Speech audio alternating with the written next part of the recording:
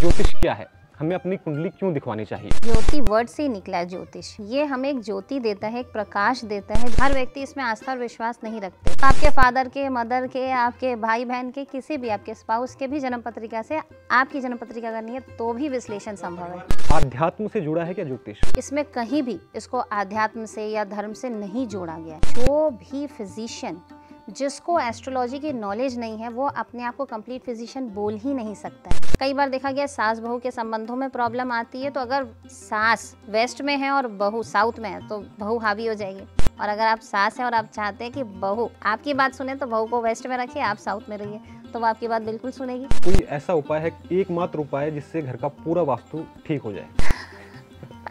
ज्योतिष एक ऐसी विद्या जिसको कई लोग विज्ञान मानते हैं, वहीं कुछ लोग इसे शास्त्र कहते हैं, वहीं कुछ लोग ऐसे भी हैं जो इसे अंधविश्वास मानते हैं। लेकिन ज्योतिष के जानकारों की माने तो ये एक ऐसी विद्या है जिसकी गंभीरता को, जिसकी गहराई को समझना बहुत आसान नहीं है। ज्योतिष की इन्हीं गहराइयों को समझने के लिए आज हमारे साथ मौजूद हैं डॉक्टर सुमित्रा अग्रवाल। नमस्कार मैम। नमस्कार। आप वास्तु एक्सपर्ट हैं, सिटी प्रेसिडेंट हैं इंटरनेशनल वास्तु एकेडमी में, साथ ही आप डायरेक्टर हैं आर्टिफिशियल आइको में। मैम आपसे सबसे पहला सवाल जो एक आम आदमी आपसे पूछेगा कि ज्योतिष क्या है, हमें अपनी कुंडली क्यों दिखवानी चाहिए? जी बिल्कुल। ज्योतिष मतलब ज्योति वर्ड से ही निकला है ज्योतिष। मतलब ये हमें एक ज्योति देता है, एक प्रकाश देता है जिससे कि हम जान सके हमारे इस जन्म में हम क्या अकाउंट्स लेके पैदा हुए। हमारे विगत जन्मों के जो भी कर्म हैं वो सब फलीभूत होंगे इस जन्म में। जो हमने कर्म किया वो सब जो संचित किया, ये सारे कर्म हमारे जन्म पत्रिका में आते हैं। ये कैसे आते हैं? जब हमने जन्म लिया तो उस समय ग्रहों की जो स्थिति होती है उन स्थितियों को हम जब पेपर पर ड्रॉ करते हैं, एक स्क्वायर बॉक्स बनाते हैं, उसमें 12 खंड बनते हैं और वो एक एक प्लैनेट जिस हाउस में है जहाँ पर, वो हम उस जन्म पत्रिका बनाते हैं। यही आधार है जिससे हमें पता चलता है कि हमारे जन्म के समय कौन से ग्रह कितने बलवान थे, कितने कमज़ोर थे, उच्च राशि में थे कि नीच राशि में थे, अपने घर में थे या किसी के साथ जॉइंट थे। तो इन सारे रिलेशंस को जो हमारे जन्म पत्रिका में है, यही हमारे पिछले जन्मों के कर्मों के हिसाब से हमें मिलता है और इसी से ही सारी चीज़ें डिसाइड होती है। तो मैम ऐसा कहा जाता है कि ज्योतिष के जरिए हम भविष्य के बारे में भी जान सकते हैं, तो ऐसे में तो हर कोई अपनी ज्योतिष के हिसाब से अपनी कुंडली बनवाए और अपने भविष्य के बारे में जान ले और अपने भविष्य को सुधार ले, तो ऐसा क्यों नहीं होता? हर कोई ज्योतिष के हिसाब से आगे क्यों नहीं बढ़ रहा है? जी बिल्कुल। ज्योतिष में जैसा मैंने कभी आपको बताया कि जब हम एक जन्म पत्रिका बनाते हैं तो उसमें हर ग्रह बराबर स्ट्रेंथ के नहीं होते हैं। कोई ग्रह का स्ट्रेंथ कम होता है, इसको षडबल बोलते हैं जन्म पत्रिका में। तो षडबल में अगर स्ट्रेंथ कम है तो वो प्लैनेट अपने एट्रीब्यूट्स के हिसाब से उनको रिजल्ट नहीं दे पाते। तो जब महादशा, अंतरदशा, प्रत्यंतर दशा या सूक्ष्म दशा आती है तो वो अपने प्लैनेट अगर उसकी स्ट्रेंथ कम है तो उस हिसाब से आपको वो रिजल्ट नहीं दे पाता। जहाँ तक आपका सवाल है कि लोग अपनी जन्म पत्रिका बना के उपाय क्यों नहीं कर लेते, बिल्कुल ठीक बात है, जन्म पत्रिका बना सकते हैं, लेकिन ये आस्था और विश्वास का भी विषय है। हर व्यक्ति इसमें आस्था और विश्वास नहीं रखते, लेकिन अगर हम इसे बनाएं तो हमारे जो पिछले जन्मों के कर्मों के हिसाब से जो हमें पॉइंट्स मिले, इसको जब हम यहाँ पे आंकेंगे और जब जो प्लैनेट की दशा आएगी उस हिसाब से अगर हम उसका करेक्शन करें तो डेफिनेटली रिजल्ट मिलता है लोगों को। यानी कि भविष्य को बदला जा सकता है कुंडली देखकर अपनी। हाँ, इसको अगर साधारण एग्जाम्पल से अगर आप समझें, जैसे आपने देखा होगा बीच में रानू करके एक सिंगर आई थी, वो स्टेशन पर गाना गाती थी और एकदम से वो सुपरस्टार जैसे बन गई। ये कैसे होता है? जब उनकी कोई सूक्ष्म दशा आती है और गोचर के प्लैनेट जब ट्रांजिट कर रहे होते हैं तो आपकी महादशा, अंतरदशा, सूक्ष्म दशा, प्रत्यंतर दशा प्लस गोचर, ये सब जब अलाइन हो जाते हैं तो इमीडिएट उनको रिजल्ट आता है और ये सारी चीज़ों को पहले से प्रेडिक्ट कर सकते हैं।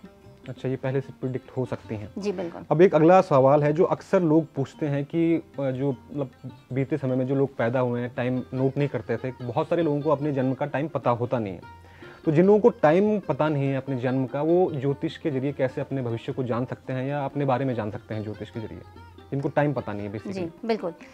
अगर बात करें टाइम ऑफ बर्थ की, जब हम लोग जन्म पत्रिका बनाते हैं तो साइंटिफिक बेसिस पे बनता है। आपका date, place, time of birth लिया जाता है, उसके अनुसार जन्म पत्रिका बनाई जाती है।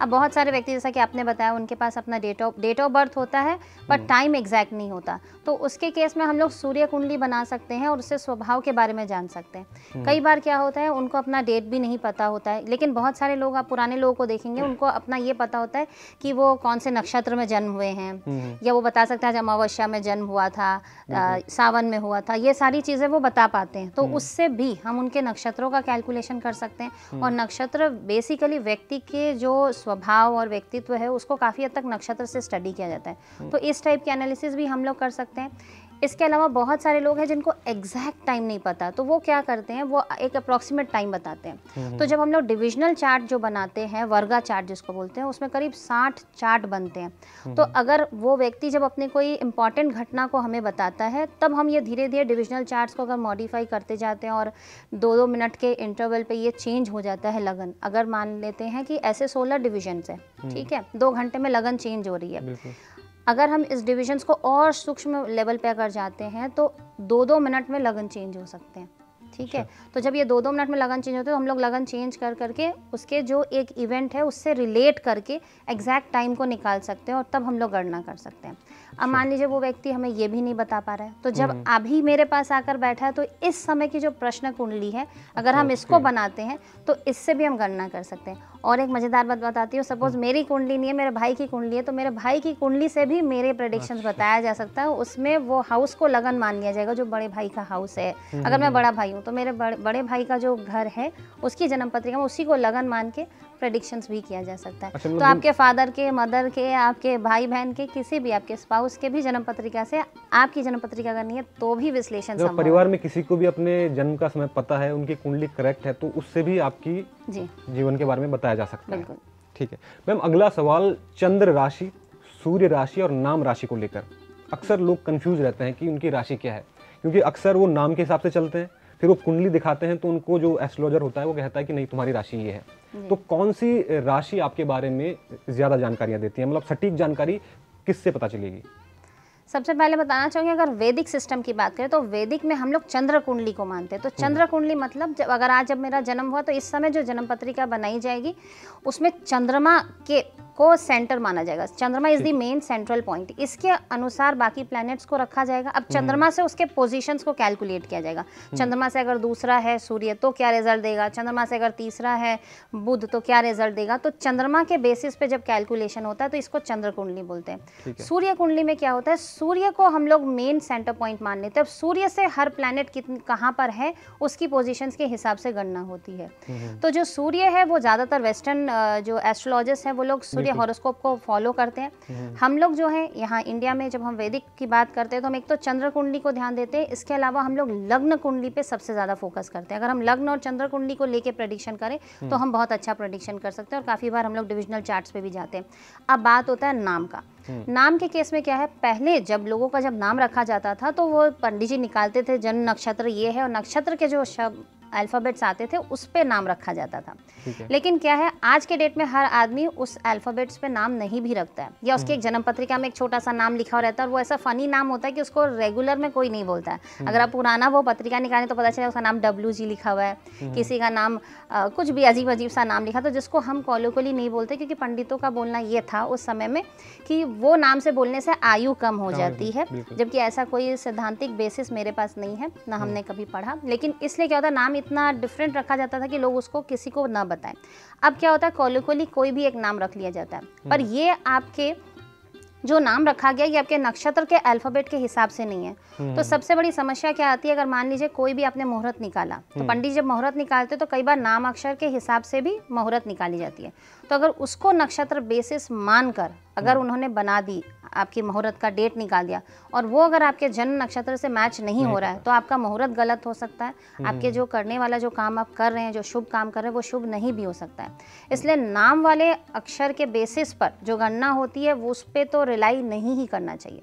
और अगर एक्यूरेट रिजल्ट चाहिए तो ज़रूर यही सबसे अच्छा है कि आप लग्न कुंडली देखें प्लस चंद्र कुंडली, इन दोनों का समीकरण जरूरी है। जैसे मतलब अक्सर ये होता है कि कुंडली के हिसाब से किसी का नाम अलग होता है, रखते थे लोग की, और जब बड़े बड़े मांगलिक कार्य होते हैं तो उनमें पूछा जाता है कि भैया तुम्हारा कुंडली का नाम क्या है। ये प्रचलित नाम तो एक अलग है और कुंडली का नाम एक अलग है। तो आप बेसिकली ये कहना चाहते हैं कि कुंडली में जो नाम है उसी के हिसाब से अगर हम नक्षत्र निकाल रहे हैं या कोई मांगलिक कार्य करने वाले हैं तो गणना उसी के हिसाब से होगी। एक ये मतलब मेरा पर्सनल क्वेश्चन भी है ये कि आध्यात्म से जुड़ा है क्या ज्योतिष, या आध्यात्म और ज्योतिष में कोई समानता है?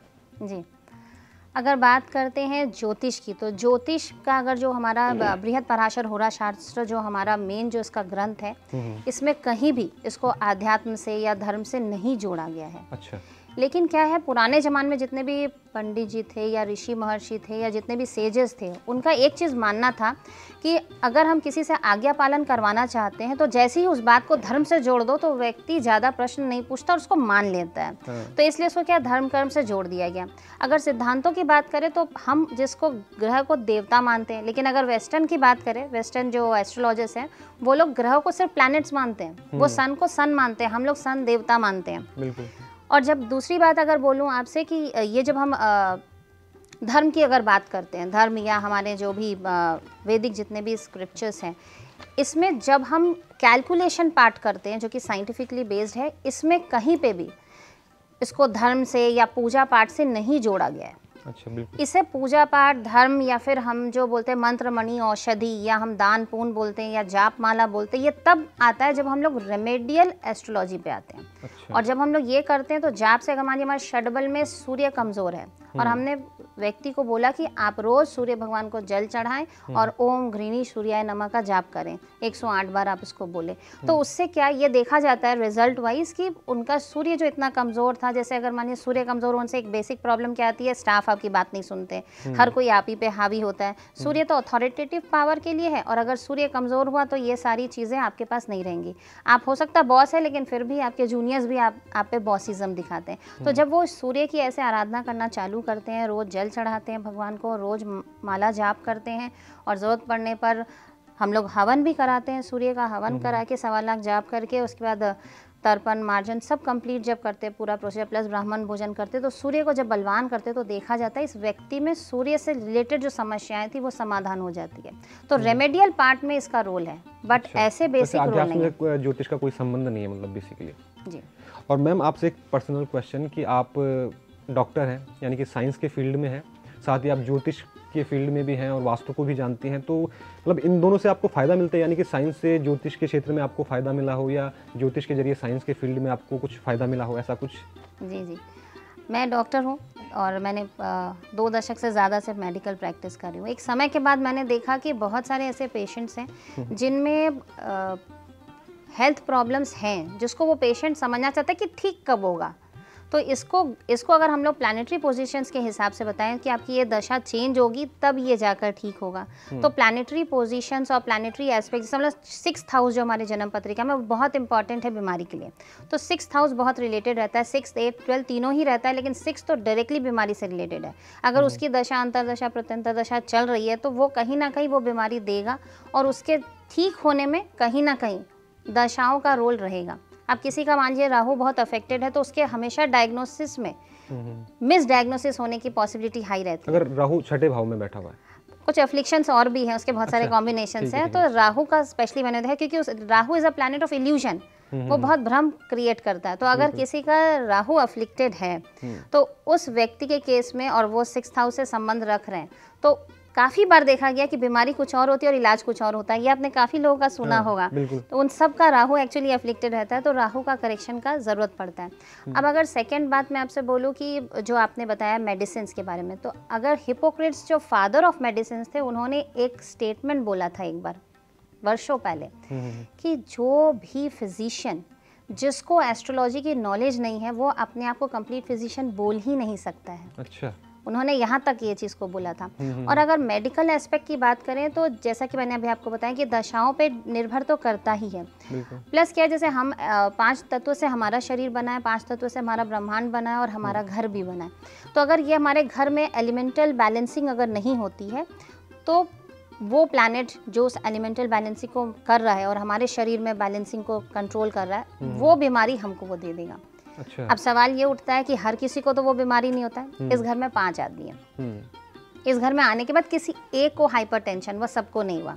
तो अब सवाल ये उठता है कि अगर यहाँ का वास्तु दोष उसको दे रहा है हाइपरटेंशन तो सबको क्यों नहीं दे रहा। बिल्कुल वाजिब क्वेश्चन है। ये बिल्कुल वही बात है कि आप रेडियो चैनल चलाएं, आप जो फ्रीक्वेंसी को चला रहे हैं उस फ्रीक्वेंसी पर जो गाना आ रहा है वो आप ही सुन पा रहे हैं, दूसरे चैनल में क्या गाना आ रहा है वो आप नहीं सुन पा रहे। तो जब आपके घर की एलिमेंटल बैलेंसिंग डिस्टर्ब होती है किसी एक हिस्से की, वो अगर आपके साथ रेजोनेट करता है तो आप ही में मैनिफेस्टेशन देगा, बाकी लोगों में नहीं देगा। अच्छा। इसीलिए हर किसी पे एप्लीकेबल नहीं होता ये चीज़। अच्छा, और जैसे मतलब इसी से मिलता जुलता एक सवाल है कि मंगल, राहु, केतु, शनि, इनको क्रूर ग्रह माना जाता है, तो क्या सबको ये बुरे ही फल देंगे? अगर कुंडली में बैठे हैं, सबकी कुंडली में बैठे हैं, तो सबके लिए क्या बुरे ही होंगे या किसी के लिए अच्छा भी होंगे, ये किसी को अच्छा फल भी देंगे? अगर ये 4 ग्रहों की बात करें, मंगल, राहु, केतु और शनि, ये चारों को ठीक बोला आपने, क्रूर ग्रह कहते हैं। लेकिन ऐसा नहीं है। हम लोग जब भी ग्रहों की गणना करते हैं या उनके रिजल्ट्स की बात करते हैं तो पैक बोलते हैं हम लोग, माने पोजीशन, एस्पेक्ट और उसका कॉम्बिनेशन। अगर मान लीजिए वो पोजिशनली जहाँ बैठा है वहाँ अगर वो अपने राशि में, अपने ओन साइन में बैठा है, या वो उच्च राशि में बैठा है, या फिर वो त्रिकोण या केंद्र में बैठा है, तो ज़रूरी नहीं कि वो आपको नेगेटिव रिजल्ट देगा। अब जैसे फॉर एग्जांपल अगर मैं आपसे बोलूँ, मंगल बल का कारक है। अगर ऑल्दो ये क्रूर प्लैनेट है, लेकिन अगर मंगल आपके जन्म पत्रिका में अच्छे पोजीशन पे है, इसका एस्पेक्ट्स अच्छा है, तो मंगल आपको बहुत पराक्रमी बनाएगा और बहुत स्ट्रांग बनाएगा। आपके अंदर एक्स्ट्रा एनर्जी रहेगी और आपका हमेशा पंचम ऊंचा रहेगा। और वहीं अगर ये मंगल खराब है जो आप बता रहे हैं, अब वो क्रूरता वाले रिजल्ट आपको देगा कि वो व्यक्ति हमेशा ही ठीक इसका उल्टा होगा। अब अगर शनि की बात करते हैं, अगर शनि अपने उच्च राशि में है, या अगर शनि अपने ओन साइन में है, या फिर त्रिकोण में या केंद्र में है, तो शनि का आप एक एट्रीब्यूट जानते हैं कि वो लोगों को सही तरीके से रिजल्ट देता है। मतलब आपने कर्म अच्छा किया तो आपको अच्छे रिजल्ट, खराब कर्म किया तो खराब रिजल्ट, तो वो दंडनायक टाइप है। तो अगर शनि किसी का अच्छा है तो उस व्यक्ति को बहुत सौम्य और एक फैमिली ओरिएंटेड जो होता है ना, एकदम बिल्कुल संवेदनशील व्यक्ति जिसको बोलते हैं, वो बनाता है। और यही अगर शनि अफ्लिक्टेड है उसका, तब उस व्यक्ति को बहुत लेजी बना देगा, उससे कोई काम नहीं होगा। अगर आप देखेंगे विंशोत्तरी दशा में तो शनि 19 वर्ष तक चलता है, तो बहुत स्लो प्लैनेट है, तो वो व्यक्ति को इतना स्लो बना देगा कि जो काम आप 5 मिनट में करेंगे वो हो सकता है 20 मिनट में करें। अब अगर बात करते हैं केतु की, केतु को अगर हम बताते हैं कि किसी की अगर उच्च राशि में है ना, तो ये मोक्ष का भी कारक होता है। प्लस ये केतु अपने आप में झंडा है, तो जिस भी घर में होगा उस घर में उसका झंडा फहरेगा, मतलब उसमें उसी का कंट्रोल रहेगा। अच्छा, और इसके लिए केतु का अच्छा होना जरूरी है आपकी कुंडली में? हाँ, अगर वो उच्च राशि में है, या फिर वो अगर केंद्र में है, या त्रिकोण में है, या ओन साइन में, तो वो क्रूरता के रिजल्ट नहीं दिया। अब मान लीजिए किसी का केतु खराब है, तो उस व्यक्ति को हमेशा एक कंफ्यूज्ड स्टेट में रखेगा और वो बहुत अकेला रहेगा। अब अगर राहु की बात करते हैं, राहु मान लीजिए कि वो अच्छे पोजीशन में है, उच्च राशि में, तो वो काफ़ी हद तक इल्यूजनरी प्लैनेट है। तो ये इल्यूजनरी प्लैनेट अगर, तो उसके अंदर सम्मोहन शक्ति ज़्यादा होगी। ठीक है, वो आदमी को बहुत जल्दी पकड़ पाएगा या उस व्यक्ति पर प्रभाव जल्दी डाल पाएगा। और यही अगर राहु खराब है तो वो व्यक्ति को हमेशा इल्यूजन्स होता रहेगा। हो सकता है आप उसके मित्र हो, आप उसके बारे में बुरा नहीं सोच रहे हो, आप किसी और से बात कर रहे हो, आप उसके बारे में डिस्कस नहीं किया, बट उसको ऐसा लगे मेरे बारे में ही चुगली कर रहा है, तो क्या होता है, वो उसको इल्यूजन देगा। अच्छा, ऐसे होता है ये ग्रहों का। और राहु का जैसे इनका कहते हैं कि जहाँ पे ये क्रूर ग्रह बैठते हैं वहाँ पे ज्यादा बुरा नहीं करते, लेकिन जहाँ देखते हैं, दृष्टि मारते हैं, वहाँ पे ज्यादा बुरा कर देते हैं। ये भी सच है क्या? बताया ना मैंने, जैसे एस्पेक्ट, पोजीशन और कॉम्बिनेशन तीनों ही इंपॉर्टेंट है। अच्छा। अगर वो केंद्र में बैठे हैं या त्रिकोण में बैठे हैं और उच्च राशि बैठे, तो खराब रिजल्ट नहीं देंगे आपको। दृष्टि से भी नहीं देंगे, फिर तब दृष्टि से भी मतलब बेहतर रिजल्ट देंगे, अच्छा ही रिजल्ट देंगे। तो मैम, वास्तु में दिशाओं का बड़ा महत्व है जी। तो लोग ये जानना चाहते हैं कि क्या दिशाएं सच में हमारे जीवन की दशा बदल सकती हैं? जी बिल्कुल। वास्तु की अगर बात करें तो दिशाएं महत्वपूर्ण किस लिए? क्योंकि हमको सबसे पहले कनेक्ट कौन करता है बाहर से? हमारा दरवाजा, इसी को दिशा बोलना चाह रहे हैं आप। मेन एंट्रेंस जो होता है यही उस घर की दिशा मानी जाती है। तो हम अगर एक क्लोज्ड घर के अंदर है और बाहर एटमॉस्फेयर है, तो बाहर से हमको कनेक्ट कर रहा है वो गेट। तो बाहर की जो एनर्जी और ऊर्जा है वो हम तक, हमारे घर तक और हमारे पूरे घर में सर्कुलेशन में, वो मेन गेट का ही सबसे महत्वपूर्ण रोल है। तो हर दिशा में जो दरवाज़ा है वो अपने एट्रीब्यूट के हिसाब से हमें रिजल्ट देगा। ठीक है। अगर बात करें वास्तु मंडल की, तो बाहर में आप देखेंगे 45 देवता है। तो हर देवता के अपने एट्रीब्यूट्स हैं। उनके पोजीशन पर अगर आपका द्वार है तो वो अपने से रिलेटेड आपको रिजल्ट देगा। और अगर वो द्वार कोई नेगेटिव जगह पर है, अगर मान लीजिए सच है ना, सत्य करके एक द्वार है ईस्ट के तरफ में, वो किसी के भी घर में होगा तो वो हमेशा झूठ बोलेगा। अच्छा। वो सच आपको बोलेगा ही नहीं। अच्छा। ठीक है। जो अगर इंद्र का जो द्वार है, इंद्र का द्वार हमेशा आपको संपन्नता दे। इंद्र राजा है तो वो आपको अगर राजत्व तो चाहिए तो आपका इंद्र का दरवाजा होना चाहिए। ऐसे यम का जो दरवाजा है वो प्रॉब्लम्स देता है। ऐसी अलग अलग जितने भी दिशाएं हैं, हर दिशा पे अलग अलग देवता हैं और अलग अलग देवताओं के हिसाब से आपको रिजल्ट में, क्योंकि वही एकदम गेट पर खड़े हैं, तो आप गेट से जो लेकर अंदर आ रहे हैं वही एट्रीब्यूट्स पूरे घर में होगा। जो दक्षिण मुखी मतलब गेट को लेकर मैंने सुना है अक्सर लोगों से कि दक्षिण मुखी घर मत बनाओ या गेट दक्षिण दिशा में मत बनाओ, तो दक्षिण दिशा को लेकर हर किसी को पता है लगभग लोगों को कि दक्षिण दिशा में ये नहीं करना वो नहीं करना, तो इतना दक्षिण दिशा को लेकर इतना भ्रम या जो भी सच्चाई है क्या है, मतलब इसके पीछे का वो जो लोग सोचते हैं ये सच है गलत है क्या है ये? अगर दक्षिण दिशा की बात करें, मैं जैसे अभी आपको बताया चारों दिशा में कुछ कुछ गेट है जो बहुत अच्छे हैं, द्वार जहाँ पे बना सकते हैं। अगर ईस्ट का बात करें तो वहाँ 2 द्वार अच्छे हैं, नॉर्थ की बात करें तो वहाँ 3 द्वार अच्छे हैं, अगर वेस्ट की बात करें तो वहाँ भी 2 द्वार अच्छे हैं, साउथ एकमात्र ऐसा साइड है जहाँ पर सिर्फ एक ही द्वार अच्छा है। अच्छा, इसलिए क्या होता है, अगर आपने बनाया और गलती से भी आप अगर रॉन्ग द्वार आपने बना लिया तो आपको नेगेटिव रिजल्ट आएगा। और काफ़ी बार देखिएगा अगर छोटा फ्लैट है तो आप तो बहुत छोटा दरवाज़ा नहीं बना रहे, पर आप जो दरवाज़ा बना रहे वो एक नहीं 2 देवता को कवर कर रहा है। तो अगर एक जो अच्छा देवता है वो भी आपको मिल रहा है तो एक नेगेटिव भी साथ में मिल रहा है, तो ये सबसे बड़ी प्रॉब्लम आती है। इसके अलावा एक और बात ये बताना चाहूँगी, साउथ का दरवाज़ा संपन्नता तो लाता है। जितने बड़े उद्योगपति हैं, जितने बड़े रिच पीपल हैं, उनके घर में एक ना एक साउथ का दरवाज़ा आपको मिलेगा। लेकिन साउथ के दरवाजे से पैसे तो आते हैं, पैसे से जुड़ी हुई जितनी भी संपन्नता की जो साइड इफेक्ट्स है वो भी आते हैं, जैसे खराब शौक, नशा और एडिक्शंस, और जितने भी टाइप के जो ऐप होते हैं जो पैसे आने से आते हैं, जो अपने बोलते हैं ना ज़्यादातर कि पैसे आए तो पैसों से जुड़े ऐप भी आएंगे, वो अगर साउथ का दरवाज़ा है तो वो संपन्नता तो देता है पर उसके दोष भी देता है। और इसके अलावा अगर एक भी और एक्स्ट्रा दरवाज़ा आ गया, क्योंकि आपका अगर फ्लैट छोटा है तो आपका जो दरवाज़ा का साइज़ होगा वो एक से ज़्यादा डेटी को ज़रूर कवर करेगा, तो दूसरा का नेगेटिव रिजल्ट आता है। इसलिए लोग डरते हैं, ज़्यादातर साउथ का दरवाज़ा नहीं रहना चाहते हैं। और अगर किसी के घर में 3-4 दरवाजे हैं तो हर दरवाज़ा अपना रिजल्ट आपको देगा। अच्छा, जैसे मैंने अभी बीच में एक व्यक्ति को देखा था, उसकी 3 बेटी है और तीनों ही बेटी 3 अलग अलग रेंटेड हाउस में हुई है। और तीनों ही हाउस में, जैसा कि मैंने उससे पूछा तो उससे मेरे को पता चला कि ईस्ट का एक स्पेसिफिक द्वार है, वहीं उसका गेट था, तो वो घर में लड़कियां ही संतान देगा। जब मैं उसके पास गई, उज्जैन में रहते वो, जब मैं उनके पास गई तो उन्होंने एक नया घर अपना बना लिया था। तो मैंने उनसे पूछा कि अब आप क्या चाहते हैं कि आपके और इशू हो, तो उन्होंने बोला, मैंने बोला कि अब इस घर का जो वास्तु है ये आपको जो एट्रीब्यूट्स दे रहा है, अब आगे शायद आप संतान नहीं लेना चाहे। तो उन्होंने बोला हमने ऑपरेशन ही करा लिया। अच्छा, तो वो घर ने उसको इन्फ्लुएंस किया और उसने ऑपरेशन ही करवा लिया। मैम ऐसा भी माना जाता है कि वास्तु के अनुसार लोग बताते हैं कि किसी पर्टिकुलर दिशा में बैठकर एनर्जी आती है और किसी पर्टिकुलर दिशा में बैठकर एनर्जी जाती है। किसी पर्टिकुलर दिशा में आप सर करके सोते हैं तो नेगेटिव रिजल्ट मिलते हैं और कहीं पे पॉजिटिव रिजल्ट। तो इस सोने के मामले में और एनर्जी गेन करने के लिए कौन सी दिशा सबसे बेहतर है? देखिए, एक सबसे महत्वपूर्ण बात मैं आपको पहले बताना चाहूँगी, एनर्जी, जो हम लोग एनर्जी के बारे में हमेशा पढ़ते हैं, energy can neither be created not destroyed, it is only transfer of energy. तो एनर्जी एक से दूसरे जगह जाती है, तो जहाँ ज़्यादा एनर्जी है वहाँ से कम एनर्जी वाली जगह पे एनर्जी आएगी, यही सिद्धांत है। अगर मान लीजिए कई बार हम लोग घर लेते हैं और हम ये सोचते हैं कि इस घर में जाने के बाद हमारा अच्छा नहीं हुआ, तो हम उसमें वास्तु दोष खोजना चालू करते हैं। ऐसा भी तो हो सकता है कि आपकी एनर्जी ज़्यादा थी, उस घर की कम थी, उसने आपकी एनर्जी खींच ली हो, ये भी संभव है। और कई बार ऐसा होता है कि आपके पास एनर्जी कम है तो ये घर में जब आप जाते हो तो आप एनर्जी आप ले पाते हो उस घर से। काफ़ी बार शादी के बाद मैंने देखा है कि लड़कियों का बहुत एक्टिव थी, बहुत कुछ करती है, पर ससुराल जाके वो एकदम इनएक्टिव हो जाती है। तो कहीं ना कहीं उसकी एनर्जी पहले हाई थी, जिस घर में गई वहाँ की एनर्जी लो थी, तो उस घर ने ही उसकी एनर्जी को एब्जॉर्ब कर लिया। तो ऑटोमेटिकली वो उतना अच्छा फंक्शन नहीं कर पाई। जैसे मैंने बताया, हर देवता की अपनी एक एनर्जी है और हर कोई अपने एट्रीब्यूट्स के हिसाब से आपको चीज़ें दे सकता है। अगर कोई व्यक्ति को बड़ा गायक बनना है, सिंगर बनना है, तो हम लोग उसको ले जाकर ये वास्तु चक्र में एक गंधर्व बोल के देवता है, वहीं बैठा कर उनको रियाज कराते हैं। और अगर वो वहीं पे रियाज करेंगे और वो देवता को पहले एक्टिवेट किया जाता है, अगर वहीं पे रियाज करेंगे तो वो एक्सपोनेंशियली बहुत बड़ा सिंगर बन सकता है। कोई व्यक्ति जिसको मेडिटेशन के लाइन में जाना है तो हम लोग उनको बोलते हैं कि आप नॉर्थ ईस्ट कोने पे बैठकर आप अपना मेडिटेशन या जो भी चीज़ करना वो करिए, क्योंकि उस जगह की एनर्जी हाईएस्ट होती है। तो हर जगह का अपना एट्रीब्यूट्स है।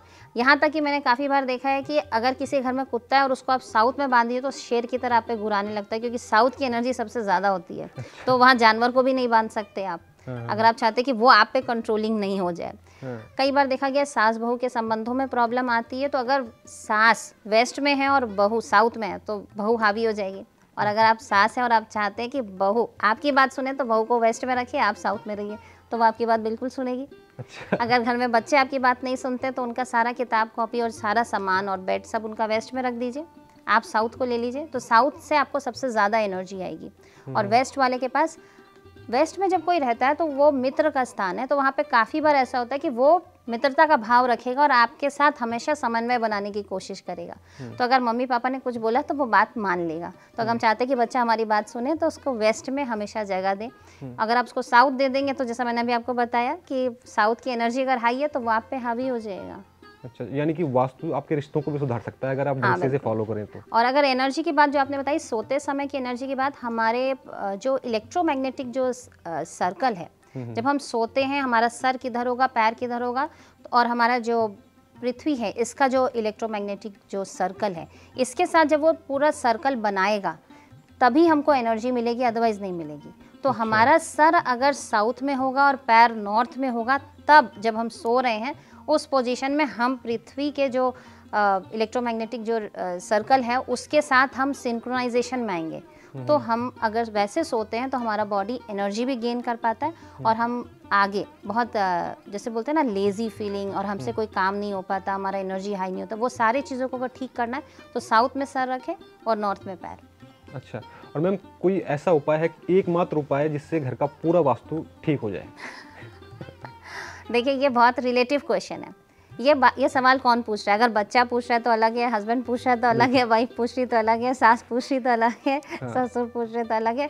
घर का कौन सा मेंबर ये सवाल पूछ रहा है उस हिसाब से। पर किसी भी व्यक्ति को अगर अपने जीवन में अपनी ही बात को अगर चलानी है पूरी घर पे, तो उसको साउथ को ही ऑक्यूपाई करना चाहिए। अच्छा। वहीं सोए, वहीं खाएं, वहीं बैठे, अपना हर काम साउथ में करें।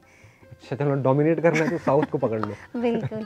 पर मैं तो हमेशा ये मानती हूँ कि घर को एक हायरार्की के सिस्टम पे ही चलना चाहिए। तो आपके अगर माता पिता हैं तो उनको साउथ दीजिए, ताकि आपको भी उनके आज्ञा पालन में दिक्कत नहीं आएगी और उनको भी बूढ़े उम्र में जाकर ओल्ड एज में ऐसा नहीं लगे कि हम अनवांटेड हो गए या लोग हम पे हावी हो रहे हैं। अच्छा, अब जैसे कहा जाता है कि पितरों की जो फोटो है उसको भी साउथ की डायरेक्शन में आपको लगाना चाहिए जी।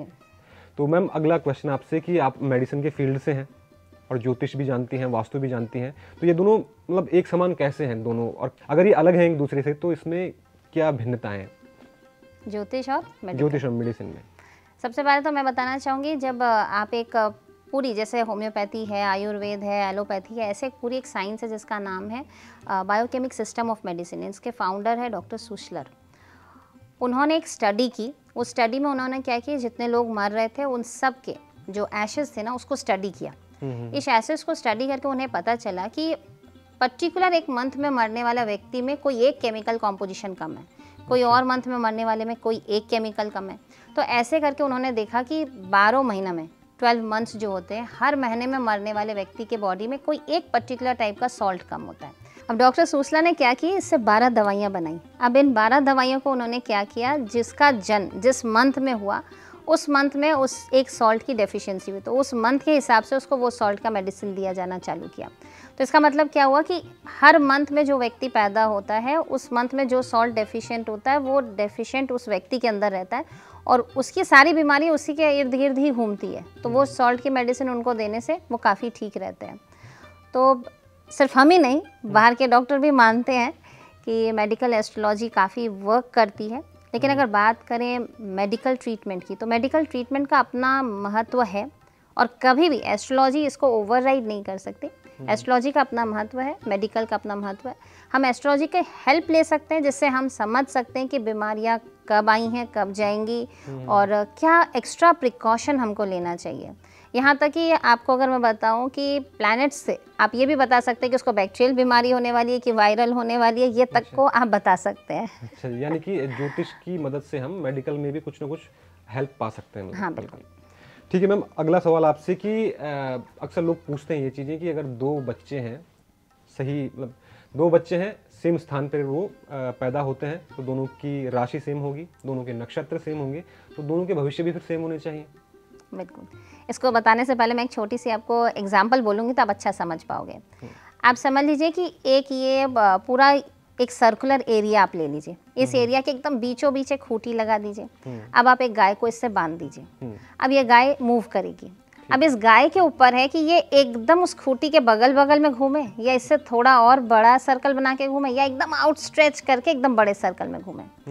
हमारा जीवन, हमारी जन्म पत्रिका और हमारे जीवन में ग्रहों के जो फल है इसी थ्योरी पर निर्धारित है। तो जो हम जन्म लिए, जो खूंटी जो गड़ गई, ये हमारी जन्म पत्रिका है, और ये गाय जो है ये हम है और हमारे कर्मों का इफेक्ट। अब ये हम पर है कि हम कितना कर्म करेंगे और हमको रिजल्ट क्या आएगा।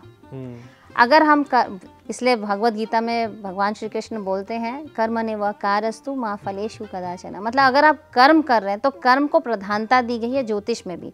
वो व्यक्ति कर्म कर रहा है इसी एरिया में तो उसको रिजल्ट इतना ही आ रहा है, ये व्यक्ति इस एरिया में कर्म कर रहा है। दोनों की जन्म पत्रिका सेम है, डेट प्लेस टाइम सेम है, जैसा कि आप बता रहे हैं। लेकिन जब मैंने बताया, जब हम लोग डिविजनल चार्ट्स बनाते हैं ना, अगर नाड़ी में देखा तो 160 डिविजनल चार्ट बन जाते हैं। हमारे इसमें भी इतने सारे डिविजनल चार्ट बनते हैं, वैदिक में भी।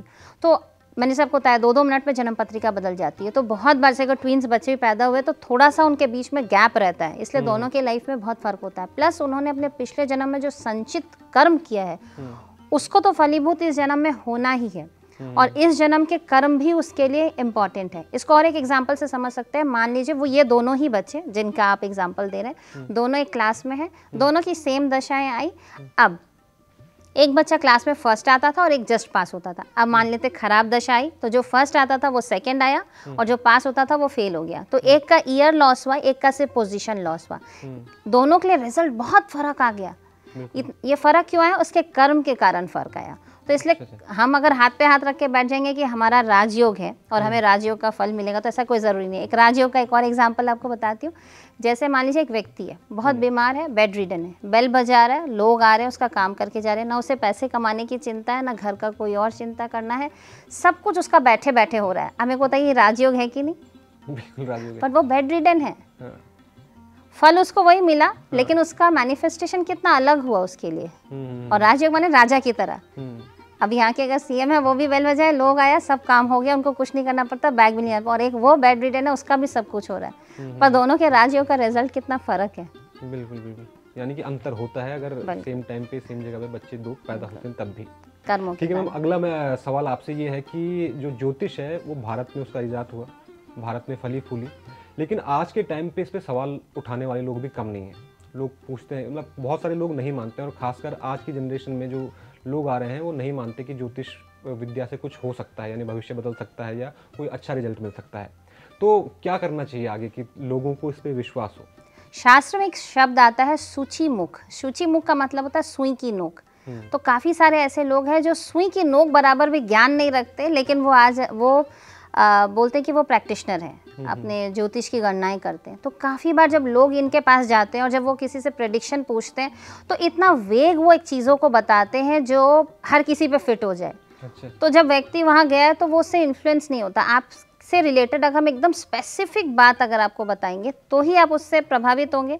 तो स्पेसिफिक बात तो बता नहीं रहे। उसके बाद जब पहले के ज़माने में क्या होता था, हम गुरुकुल जाते थे, हम 4 आश्रम को भी फॉलो करते थे, है ना। पहले ब्रह्मचर्य करते थे, उसके बाद जितने अपने जो 4 आश्रम है सबको फॉलो करते थे। धर्म, अर्थ, काम, मोक्ष सबकी प्राप्ति के लिए हम एक पूरे नियमवत रूप से जब गुरुकुल में रहकर ट्रेनिंग लेते थे, गुरु के सानिध्य में रहते थे, दीक्षा लेते थे, उनसे सब कुछ सीखते थे, तब जो हम गणनाएं करते थे या ऑब्जर्व करते थे और जो एस्ट्रोलॉजी करते थे, आज के दिन में छोटे छोटे कोर्स करके, छोटी छोटी 1-2 किताबें पढ़ के अगर हम एस्ट्रोलॉजी करेंगे और प्रेडिक्शंस देंगे तो काफ़ी बार लोग उन प्रेडिक्शन से इन्फ्लुएंस नहीं हो पाते। दूसरी बात, काफ़ी बार क्या होता है, कुछ ऐसे लोग होते हैं, जैसे मानिए नवीन जी जानते होंगे और काफ़ी एस्ट्रोलॉजर्स को, तो अलग अलग एस्ट्रोलॉजर्स के पास लोग चले गए, अलग अलग एस्ट्रोलॉजर सेम ही पत्रिका में बहुत सारे डिफरेंट बात बोले।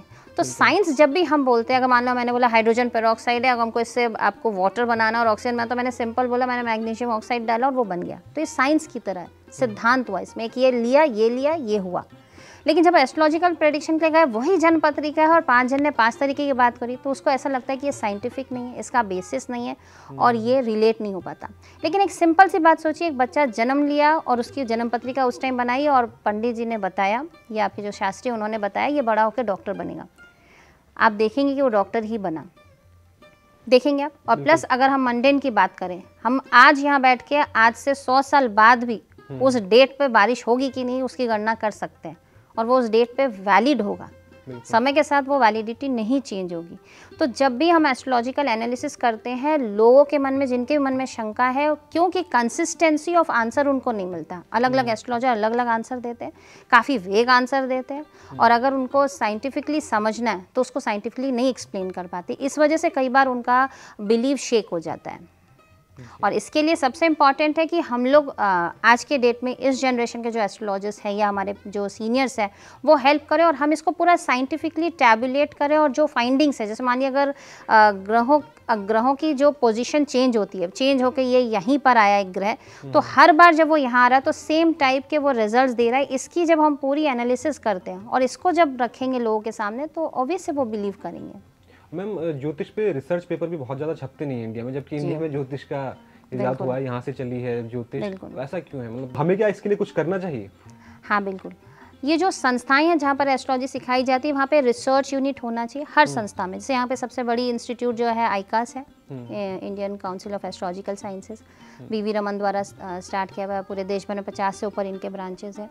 तो इन ब्रांच, अगर ये लोग जो मैक्सिमम एस्ट्रोलॉजर्स प्रोड्यूस कर रहे हैं, अगर यहाँ पर रिसर्च सिस्टम हो और लोग रिसर्च कर पाएँ और ये सब अपनी एनालिसिस को यहाँ पे डालें। जैसे अगर मैं मेडिकल प्रैक्टिशनर हूँ तो जन्म पत्रिका देख के हम बता सकते हैं कि ये व्यक्ति के आँख में प्रॉब्लम होगा कि नहीं, ये ब्लाइंड होगा कि नहीं।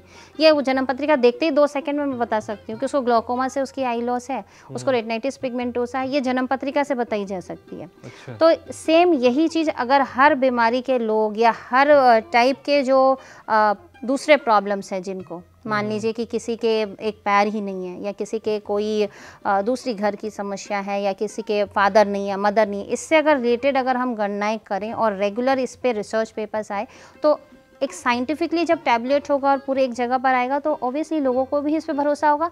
और ये सिस्टम अगर हर इंस्टीट्यूट इम्प्लीमेंट करे तो हम इसको और साइंटिफिकली वैलिडेट कर पाएंगे। तो इंस्टीट्यूशनल एफर्ट तो चाहिए। तो मतलब आप ये कह रही हैं कि अगर एक डॉक्टर ज्योतिष भी जान ले, थोड़ी बहुत मतलब अच्छा जान ले, तो वो ट्रीट बहुत अच्छी तरह से कर सकता है अपने पेशेंट्स को। हाँ बिल्कुल, मैं अगर आपसे बोलूँ तो वर्ल्ड ओवर 2000 ऐसे मेडिकल प्रैक्टिशनर्स हैं जिनके ग्रुप है जिसमें वो मेडिकल एस्ट्रोलॉजी पे चर्चा करते हैं। उस ग्रुप की मैं मेंबर हूँ। तो हम जितने भी डॉक्टर्स हैं उसमें पूरे यहाँ से लेके नॉर्वे तक के उसमें डॉक्टर्स हैं और वो एस्ट्रोलॉजी की ज्ञान रखते हैं, तो हम डिस्कस करते हैं। तो ये बात हमेशा निकल कर आती है कि हम कैसे पेशेंट को हेल्प करें, क्योंकि अल्टीमेट हमारा ऑब्जेक्टिव रहता है कि हम पेशेंट की मदद करें। और जितने भी हमारे जितने भी वैदिक साइंसेज हैं या हमारे मेडिकल साइंस भी, सबका ऑब्जेक्टिव भी यही था कि पेशेंट को रिलीफ देना, इसीलिए हम उसमें मिलके काम करते हैं। और एक बात बताइए मैम कि ये जो स्टोन पहनते हैं लोग या ज्योतिष आपको सजेस्ट करते हैं कि आप ये स्टोन पहनिए, तो इससे फ़र्क पड़ता है कुछ आपके जीवन पर स्टोन पहनने से? स्टोन का सबसे ज़्यादा जो इम्पैक्ट होता है अगर वो आपके स्किन में टच हो रहा है, ये एक इम्पॉर्टेंट चीज़ होती है। दूसरी बात, आजकल बहुत सिंथेटिक स्टोन्स आ गए हैं, लैब से बने हुए स्टोन्स आ गए, वो उतना असर नहीं करती। जब तक एक stone non heated non treated नहीं हो तब तक वो नेचुरल फॉर्म में नहीं होता, और जब तक वो नेचुरल फॉर्म में नहीं होता वो आप पे असर नहीं कर पाएगा। और आप चाहते कि आप स्टोन आप पे वर्क करे तो ज्योतिष पहले विश्लेषण होगा। जो प्लैनेट आपके लिए इम्पॉर्टेंट है, अगर षटबल में वो कमज़ोर है या वो अगर मान लीजिए आपके लिए कारक ग्रह है, तो उसके स्टोन्स आप पहन सकते हैं, बट वो नॉन हीटेड नॉन ट्रीटेड होने चाहिए, सही मुहूर्त पे बना हुआ होना चाहिए और स्किन टच होना चाहिए। और हाईएस्ट टच आपको अगर मिलता है स्टोन्स का तो उंगलियों में मिलता है, क्योंकि ये एंड यहाँ पे एंड हो रहा है हमारा नर्व एंडिंग्स, तो यहाँ पे बहुत सेंसिटिविटी रहती है। तो यहाँ पे अगर वो रहता है और कलर से वो थेरेपी हमें देता है और रेगुलर उसको क्लीन करना भी बहुत ज़रूरी होता है, तो वर्क तो करता ही है। तो मैम, हमारे बहुत सारे दर्शक हैं जो ज्योतिष जानते भी हैं, जो पढ़ भी रहे हैं, तो उनके लिए आपकी क्या सलाह है? मतलब कि उन्हें क्या पढ़ना चाहिए, कौन सी किताबें पढ़नी चाहिए या किस तरह से उन्हें आगे बढ़ना चाहिए? 3-4 तो जो हमारे महाग्रंथ हैं उनको ज़रूर पढ़ें। बृहद पराशर होरा शास्त्र, इसको ज़रूर पढ़ें। दूसरी अगर बात करते हैं आप तो फल दीपिका, इसको ज़रूर पढ़ें। ये 2 किताब तो ज़रूर ही पढ़ें। लघु पराशरी भी आप पढ़ सकते हैं। अगर वास्तु की बात करें तो मत्स्य पुराण ज़रूर पढ़ें। अगर आप इन चीज़ों को पढ़ते हैं तो थोड़ी बहुत मैं बता सकती हूँ कि आपको समझ आएगी कि आगे आपको कैसे चलना। और मैं एक बात जानती हूँ, जितने भी वैदिक विद्या में अगर आप जुड़े हैं और आप उसको मन से शिद्दत से अगर करेंगे तो ऑटोमेटिकली हमारा कॉस्मोस भी हमसे जुड़ता है और वो आपको खुद मार्गदर्शन करेंगे और वो आपको खुद गाइड करेंगे कि आपको क्या करना है। मेडिटेशन करना बहुत ज़रूरी है हर एस्ट्रोलॉजर के लिए। और माला जप, गायत्री माला का 16 माला का जाप अगर आप करते हैं रोज़, तो माता आप पे ज़रूर कृपा करेंगी और आप कई लोगों का भला भी कर पाएंगे। तो मैम अगला क्वेश्चन कि ज्योतिष और वास्तु में क्या संबंध है, और अगर ये अलग है एक दूसरे से तो कैसे अलग है? अगर बात करें वास्तु की, तो वास्तु तो 50% एक्चुअली एस्ट्रोलॉजी है। अगर बात करें स्थापत्य वेद की, तो स्थापत्य वेद इज़ अबाउट आर्किटेक्चर। इसमें अगर हम इसके सिद्धांतों की बात करें या नियम की बात करें या जो भी हम लोग आर्किटेक्चरल जो भी प्लानिंग करते हैं ना, उसमें ज्योतिष है ही। बिना ज्योतिष के हम कोई सिविल आर्किटेक्चरल प्लानिंग कर ही नहीं सकते। इसलिए ज्योतिष और वास्तु का आपस में बहुत संबंध है, हम दोनों को अलग नहीं कर सकते। और वास्तु तो हो ही नहीं सकता अगर आपको ज्योतिष का ज्ञान नहीं है, क्योंकि वहाँ भी जैसे अगर हम ज्योतिष में प्लैनेट्स की बात करते हैं, तो अगर वास्तु चक्र की बात करें तो इसमें भी प्लैनेट्स की बात होती है। प्लैनेट्स को एक्टिवेट और उसकी स्ट्रेंथ को बढ़ाना, ये सारा काम हम इसमें भी करते हैं। और ऐसा भी हो सकता है कि जैसे पर्टिकुलर किसी की राशि कुछ है, उसके लिए कुछ और वास्तु है, किसी दूसरे की राशि अलग है, उसके लिए अलग वास्तु है, उसके लिए घर की दिशा अलग होगी। हाँ, अगर आप बात करें कि घर की, तो ईस्ट वेस्ट एक एक्सिस होता है, एक नॉर्थ साउथ एक्सिस होता है। तो हम लोग ये डिसाइड करते हैं उसके प्रोफेशन और रिक्वायरमेंट के हिसाब से कि उसको घर ईस्ट वेस्ट एक्सिस में लंबा लेना चाहिए कि नॉर्थ साउथ एक्सिस में। आमतौर पे हम लोग बोलते हैं स्क्वायर फ्लैट बहुत इंपॉर्टेंट है, क्योंकि हम लोग हमेशा बैलेंसिंग की बात करते हैं। कभी भी किसी चीज़ को बढ़ा दो, किसी को कम कर दो, ये कभी भी लाइफ का प्रिंसिपल नहीं होता। हमारे बॉडी के अंदर इतने सारे ऑर्गन्स हैं, क्या हमें पता है कि अभी हार्ट चल रही है, अच्छा अभी लीवर डाइजेस्ट कर रहा है, अभी गॉल ब्लैडर से बाइल निकला, ऐसा नहीं होता। ये अपने आप ऑटोमेटिक होता है। क्यों? कि ये ऑटो बैलेंस्ड है। तो जब हमारे अगर कहीं पेन हो रही है, इसका मतलब वहाँ पे बैलेंसिंग डिस्टर्ब हुई। तो ऐसे ही हमारा घर भी एक वास्तु पुरुष द्वारा निर्मित है। इसमें एक वास्तु पुरुष होते हैं, बिल्कुल जैसे हमारी बॉडी है वैसी है। तो वो जिंदा है और वो सांस ले रहे हैं। अगर हमने नॉर्थ ईस्ट पे बहुत दबाव डाल दिया जहाँ उनका सर है, तो अगर आपके सर पे बहुत प्रेशर कर दिया जाए तो आप नाक से सांस नहीं ले पाएंगे। तो बिल्कुल एक घर में अगर आप नॉर्थ ईस्ट में सामान ज़्यादा रख दो, बहुत प्रेशर बढ़ा दो, तो घर का भी दम घुट जाएगा। अगर फैक्ट्री इंडस्ट्री है, उसका नॉर्थ ईस्ट बहुत भारी कर दो तो फैक्ट्री का भी दम घुट जाएगा, मतलब सर्वाइव नहीं कर पाएगा, क्योंकि वास्तु पुरुष उस पर वर्क कर रहे होते हैं।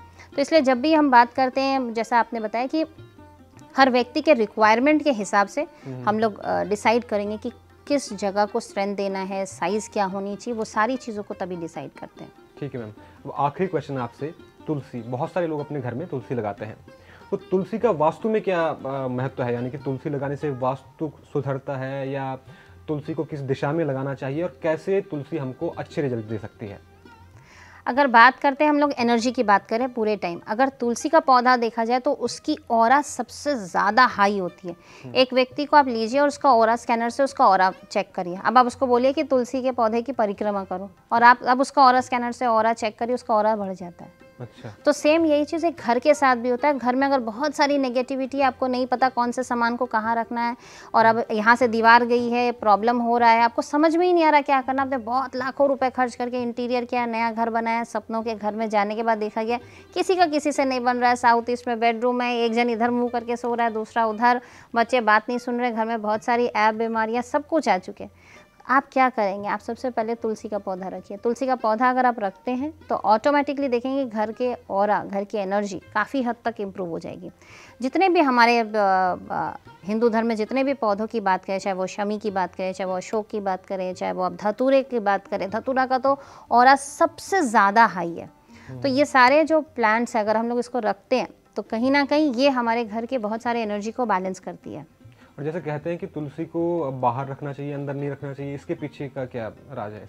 आप उसको, पहले क्या होता था, आंगन सिस्टम होता था, जो घर बनता था, आप जानते ही होंगे, कैसे साइड साइड में रूम्स बनते थे, ब्रह्मस्थान खाली रख दिया था तो बीच में वहाँ पर, आप फिल्मों में देखेंगे, रियल लाइफ में देखने को नहीं मिलता, तो बीच में तुलसी का पौधा रखा जाता है। तो वैसे ही आप अगर उस टाइप के कॉन्सेप्ट में आपका घर है तो आप बाहर रख सकते हैं तुलसी, नहीं तो आप अपने घर में भी रख सकते हैं, ईस्ट दिशा में रख सकते हैं, नॉर्थ ईस्ट में रख सकते हैं, पूजा के पास रख सकते हैं, कहीं भी रख सकते हैं। तो मैम क्या वास्तु का भी वैज्ञानिक आधार है?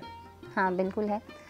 अगर वास्तु में हम बात करते हैं तो दीवारों की जब हम बात करते हैं ना, कि आपने सुना होगा कि ये दीवार गलत जगह बन गई, पिलर गलत जगह बन गया, आपको जानकर ताज्जुब होगा, जो लाइंस ऑफ लैटिट्यूड और लॉन्गिट्यूड जो है ना, जो अपने ग्लोब पे देखते हैं, स्कूल में भी पढ़े हैं, ये जो देशांतर और अक्षांतर रेखाएं जिसकी हम बात कर रहे हैं, ये बिल्कुल हमारे जो वास्तु में जो बताए थे, मैंने आपको जैसे बताया कि 81 पद जब वास्तु जब हम निर्माण करते हैं, इसमें भी जो हॉरिजॉन्टल और वर्टिकल लाइन है जो उसको 81 डिविजन्स में डिवाइड करती है, ये 81 डिविजन्स के जो लाइंस है, these are the lines of latitude and longitude. तो ये parallel lines of latitude and longitude है। अगर इससे हम जितना डिविएट होते हैं, अगर ये हमारा पृथ्वी है और इसके जो देशांतर और अक्षांतर रेखाएं हैं, इससे जितना भी दीवार एंगल पे होगा उतने वो आपको नेगेटिव रिजल्ट देगा।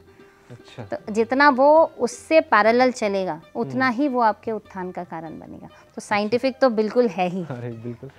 तो मैम बहुत बहुत धन्यवाद आपका, और मुझे लगता है कि हमारे दर्शकों को बहुत सारे सवालों का जवाब मिला होगा। तो उम्मीद करता हूं दर्शकों की आपको हमारे द्वारा दी गई ये जानकारी पसंद आई होगी। ऐसी ही रोचक जानकारियों के लिए चैनल को सब्सक्राइब जरूर करें और देखते रहें एनबीटी लाइव। नमस्कार।